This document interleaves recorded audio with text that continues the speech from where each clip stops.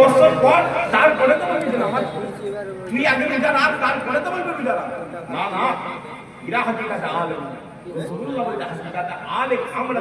আল্লাহ বলি আমরা যাবে করে আল্লাহ বলি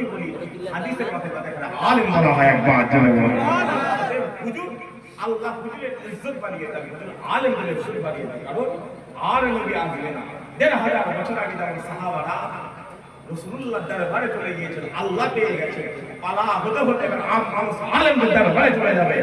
আম মানুষ রাসূলুল্লাহ পেয়ে যাবে একবার জোরে বলো সুবহানাল্লাহ আলেম হুজুরের মধ্যে বসে আলেম কার মধ্যে বসে কথা বলে আলেম রাসূলুল্লাহ চেয়ারে বসে আর ওই আলেম মসজিদে মেম্বারে বসে কারণ ১৫০০ বছর আগে রাসূলুল্লাহ বলেছিলেন এই সাহাবা অমুক কাজ করো রাসূলুল্লাহ মসজিদে নববীতে বসে বসে ইমামতির জায়গায় দাঁড়িয়েছিল আর সেই আলেম ১৫০০ বছর আগে হুজুর যেই জায়গায় বসেছিল সেই আলেম ওই জায়গায় দাঁড়িয়ে ইমামতি করে দিয়েছিল একবার জোরে বলেন আরে জোরে ভাই না আলেম আম মানুষ ব্যাপারে ডাকবে আলেম হুজুরের দিকে ডাকবে আরে এই আলেমের ইক্তেদা করে বান্দা আল্লাহ পেয়ে যাবে একবার জোরে আরে জোরে বলেন সুবহানাল্লাহ মুসলমানের ছেলে একটু খেয়াল করে রেখে দেন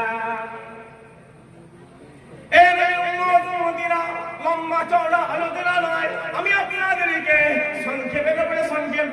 একটু আলেমের ইজ্জতের কথা বলে দিয়ে যায় আলেমদের সম্মানের কথা বলে দিয়ে যায় হাক্কানি ওলিয়া উলিয়াদের কথা বলে দিয়ে যায় ও মুসলমান আমাদের হাল এত খারাপ হয়ে গিয়েছে আমরা বাপ ছেড়ে দিয়েছি আমরা মা ছেড়ে দিয়েছি আমরা পীর ছেড়ে দিয়েছি আমরা সাহাবা ছেড়ে দিয়েছি আমরা তাবেঈ ছেড়ে দিয়েছি আমরা তাবেঈ ছেড়ে দিয়েছি আমরা রাসূলুল্লাহ ছেড়ে দিয়েছি ও মুসলমান আর নবী আসবে না আর রাসূল আসবে না আর পয়গম্বর আসবে না যাও চলে যাও আলেমদের দরবারে চলে যাও চলে যাও আলেমদের দরবারে চলে যাও ও মুসলমান ১৫০০ বছর আগে ওই মদিনাওয়ালা যখন সাহাবা হুজুর দেখালে ডান দিকে চলে যেতে বলেছিল সাহাবা হুজুররা ডান দিকে চলে গিয়েছিল ওই মদিনাওয়ালা যখন বাম দিকে চলে যেতে বলেছিল সাহাবা হুজুররা বাম দিকে চলে গিয়েছিল ও মুসলমান ১৫০০ বছর আগে তোমার মদিনাওয়ালা যখন সাহাবা হুজুরদের এখানে মসজিদে নববীতে হাজির হতে বলেছিল সাহাবা হুজুররা মসজিদে নববীতে হাজির হয়ে যায় ওই মদিনাওয়ালা আমার যুদ্ধের ময়দানে হাজির করেছিল সাহাবা হুজুররা আমার যুদ্ধের ময়দানে হাজির হয়ে গিয়েছিল ও মুসলমান